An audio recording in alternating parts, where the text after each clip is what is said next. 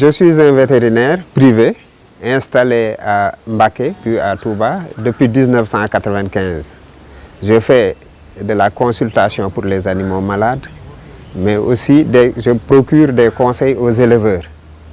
Et en plus de ça, je fais l'insémination artificielle, qui est une technique de reproduction qui permet à l'éleveur d'avoir beaucoup plus de lait suivant les cas ou de viande. Mais ce qui nous intéresse actuellement, c'est le lait. L'insémination artificielle au Sénégal a permis aux éleveurs de moderniser leur élevage en leur procurant des métis issus du croisement entre la race locale et une race étrangère, exotique donc, qui est beaucoup plus productive.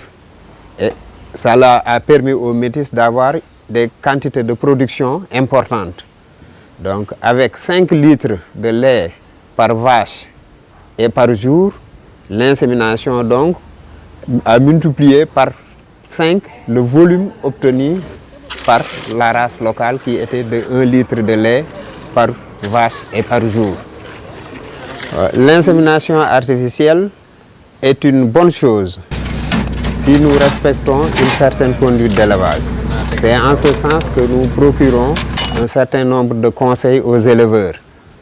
Le premier conseil que nous leur donnons, c'est de stabuler les animaux, parce que cela permet à l'animal de faire moins de dépenses d'entretien liées à la marche et de faire aussi moins d'avortements en cas de gestation.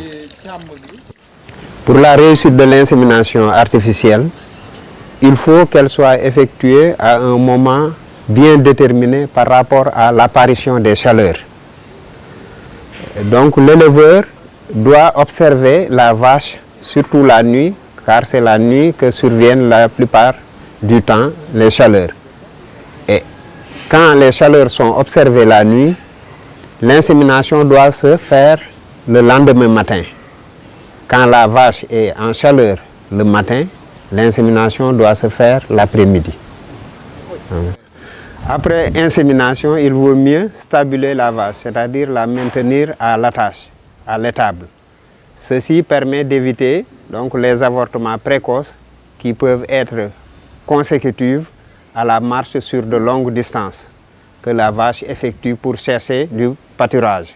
Du lait, du facteur du lait, bon, les veaux qui têtent leurs vaches ont un moins bon résultat que quand le veau, par exemple, est sevré ou bien il est retiré. En élevage allaitant, là où le veau tète sa mère, on a observé que les résultats sont moins bons que quand le veau est séparé de sa mère. Donc, on recommande aux éleveurs 48 heures avant l'insémination Il est important aussi d'avoir un animal en très bonne santé. Parce qu'il y a des maladies qui font des avortements, mais si l'animal est malade, il risque même de ne pas beaucoup mieux prendre l'insémination. L'éleveur doit chercher les services d'un inséminateur expérimenté qui donc risque moins de blesser la vache et donc d'influer négativement sur le résultat de l'insémination.